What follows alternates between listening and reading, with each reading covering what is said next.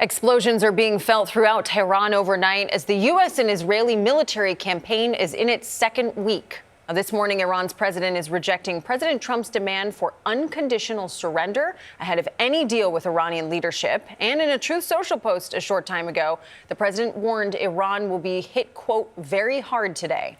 Later this morning, the president travels to Dover, Delaware, to view the dignified transfer of 6 American soldiers killed in an Iranian drone attack in Kuwait last week. It comes as the economic cost of the war is starting to be felt here in the U.S. We have a team of correspondents in the Middle East and traveling with the president this morning. But we begin with CBS News chief correspondent Matt Gutman in Tel Aviv. Matt, good morning.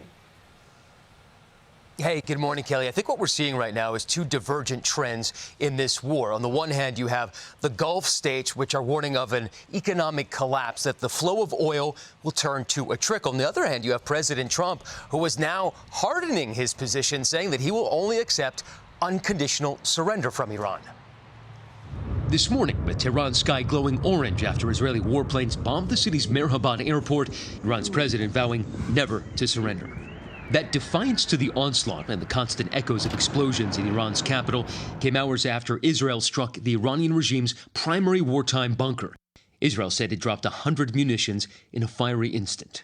And as the conflict enters its second week, the U.S. military says it has struck over 3,000 targets and damaged or destroyed 43 Iranian ships, sinking this drone carrier, bombing planes on the ground, and jet hangars.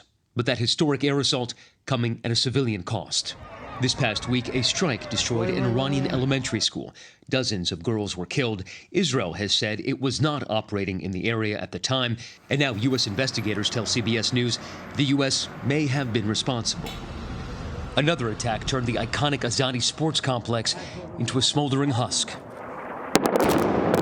But as the war continues to expand geographically, from Lebanon to Azerbaijan, Iran's missile attacks on Israel are decreasing. The sirens just sounded here. You can see this woman and her daughter running to a shelter.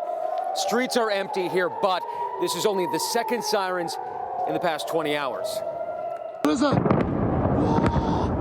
Israel says it has destroyed up to 60% of Iran's missile capacity.